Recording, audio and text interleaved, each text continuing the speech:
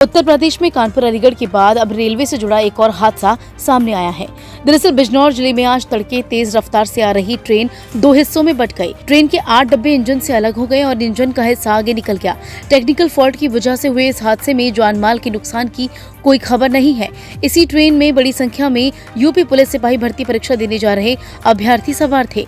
मामले की जानकारी मिलते ही आनन फानन में बस और अन्य वाहनों के जरिए परीक्षा केंद्रों तक सभी अभ्यर्थियों को रवाना किया गया। अवगत कराना है कि आज दिनांक 25 अगस्त 2024 को सुबह लगभग 4 बजे की घटना है। फिरोजपुर से धनबाद जाने वाली किसान एक्सप्रेस ट्रेन थाना क्षेत्र शिवारा के ग्राम रायपुर में डीकपलिंग के कारण दो हिस्सों में बंट गई। इस ट्रेन में पुलिस भर्ती परीक्षा देने वाले लगभग 150 अभ्यर्थी भी सवार थे। स्थानीय पुलिस का वरिष्ठ अधिकारी द्वारा तत्काल मौके पर पहुंचकर अभ्यर्थियों को रोडवेज बसों का प्रबंध कर उन्हें अपने गंतव्य स्थान तक रवाना कर दिया गया था।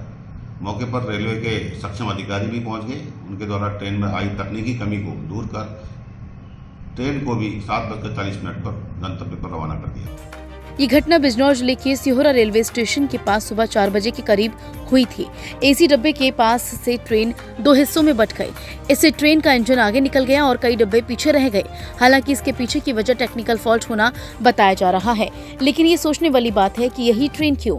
सवाल इसलिए उठाए जा रहे हैं क्योंकि अभी उत्तर प्रदेश सिपाही भर्ती परीक्षा चल रही है और इस ट्रेन में परीक्षार्थी मौजूद थे। अगर इस हादसे के बाद अभ्यर्थियों की परीक्षा छूट जाती तो इसका सारा दोष यूपी सरकार के मत्थे मढ़ जाता और विपक्ष को सरकार को घेरने का एक और मौका मिल जाता।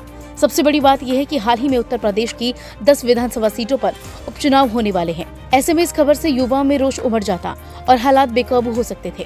फिलहाल रेलवे विभाग इस लापरवाही की जांच कर रहा है।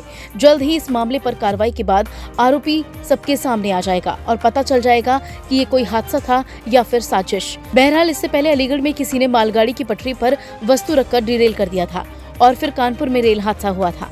वाराणसी से अहमदाबाद जा रही साबरमती एक्सप्रेस इस हादसे में शिकार हो गई थी और 22 डब्बे पटरी से उतर गए थे। उससे पहले गोंडा में भी रेल हादसा हुआ था, जहां कुछ डब्बे पटरी से उतर गए थे। आए दिन रेलवे से जुड़ी घटनाओं का बढ़ना किसी बड़े हादसे का संकेत तो नहीं। फिलहाल रेलवे विभाग इस हादसे की जांच कर रहा है।